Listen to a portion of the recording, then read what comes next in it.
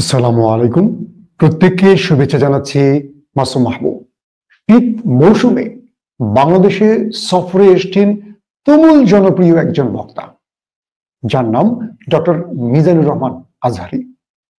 তিনি যেখানে যাচ্ছেন একটার পর একটা রেকর্ড ভাঙছেন এবং আজহারীর বক্তব্য শোনার জন্য লক্ষ লক্ষ মানুষ জড়ো হচ্ছে। 15,000 দাওয়াত থেকে মাত্র 90টি দাওয়াত তিনি কবুল করেছেন এই বছরে, এবং ইতিমধ্যে যশোরে বাংলাদেশের ইতিহাসের সবচেয়ে বড় ওয়াজের মঞ্চ তৈরি হয়েছে। বলা হচ্ছে আয়োজক কমিটির পক্ষ থেকে বাংলাদেশের সকল ওয়াজ মাহফিলের রেকর্ড এবার ভাঙবে আদ্দিন সাকিনা মেডিকেল কলেজ প্রাঙ্গণের মাহফিলটি। আদ্দিন কর্তৃপক্ষ জানিয়েছেন তাদের চেষ্টা যশোর একটা ইতিহাস তৈরি করতে পারে।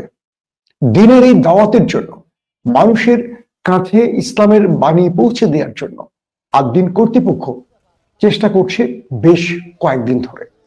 ইতিমধ্যে কিছু ফুটেজ আমাদের হাতে এসছে, যেগুলো আমরা আপনাদের দেখাচ্ছি। দেখতে পাচ্ছেন যে সেখানে আমরা দেখতে পাচ্ছি কত বড় মঞ্চ তৈরি হয়েছে, এবং যারা আসবে ওয়াজ মাহফিল শোনার জন্য তাদের জন্য সব রকম ব্যবস্থা করা হয়েছে।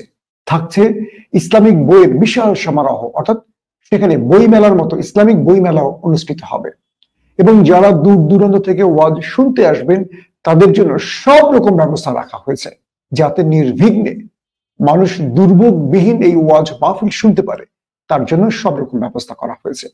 কারণ এর আগে মিজানুর রহমান আজহারী বলেছিলেন কক্সবাজারের তার মাহফিল শেষে যে আমার সাথে আপনারা ইহসান করুন, অর্থাৎ তিনি কক্সবাজারে পা রেখে তার মঞ্চে পা রাখতে তার 1 ঘন্টা সময় লেগে গেছে। কারণ মানুষ এতটা হুমড়ি খেয়ে পড়েছে তার সাথে ছবি তুলতে, মুসাফা করতে, তাকে এক নজর দেখতে, যেটা নিরাপত্তা বাহিনী কন্ট্রোল করতে পারেনি। সেনাবাহিনী, র্যাব, পুলিশ, বিজিবি তাদের ঘাম ছুটে গেছে। তাই আদ্দিন কর্তৃপক্ষ চাইছে আজহারীকে নিয়ে এবার মাহফিলটি যেন মানুষের সব রকম দুর্ভোগ দূর হয়ে যায়।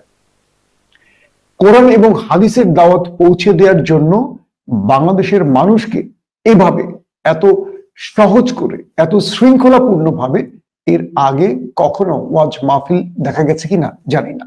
আপনারা ফুটেজে দেখতে পাচ্ছেন যে কিভাবে নিরাপত্তা ব্যবস্থা তৈরি করা হয়েছে। প্রিয় দর্শক, ওয়াজের ঢোকার পথ, বাইর হওয়ার পথ ভিন্ন।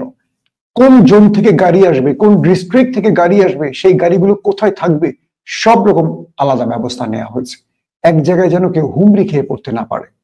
এই যে সিস্টেমটা, এটা বাংলাদেশের প্রত্যেকটা ওয়াজের ক্ষেত্রে নজির হতে পারে।